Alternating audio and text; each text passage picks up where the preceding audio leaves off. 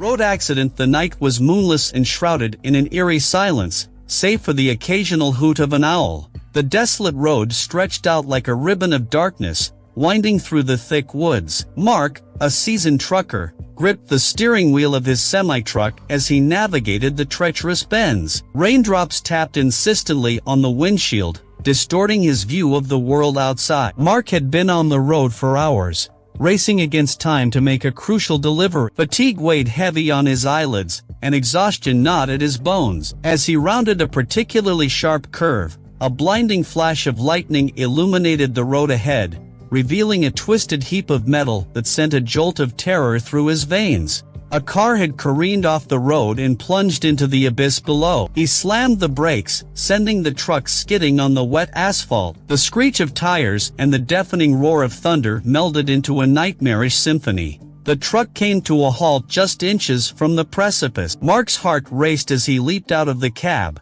rain pelting his face like icy needles. The mangled car lay eerily still, its headlights dimmed, and its windows shattered. Mark's trembling hands reached for his cell phone, but no bars glowed on the screen. Panic clawed at him as he realized he was stranded in the middle of nowhere with no signal.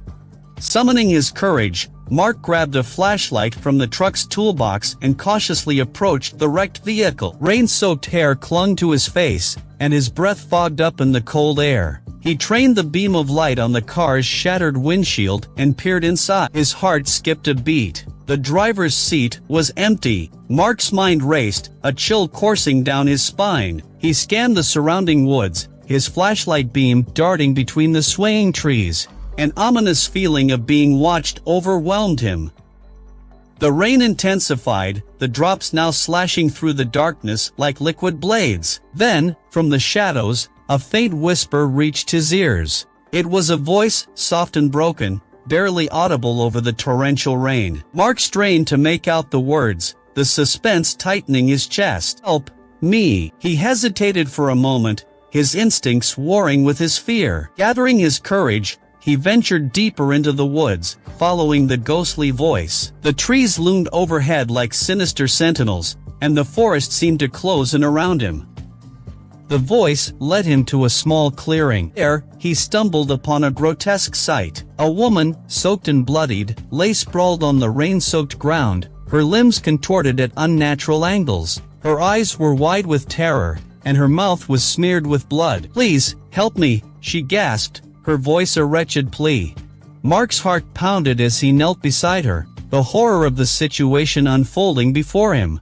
He fumbled for his phone once more, desperate to call for help, but the forest seemed to conspire against him, swallowing his signal. Suddenly, a sinister rustling echoed through the trees.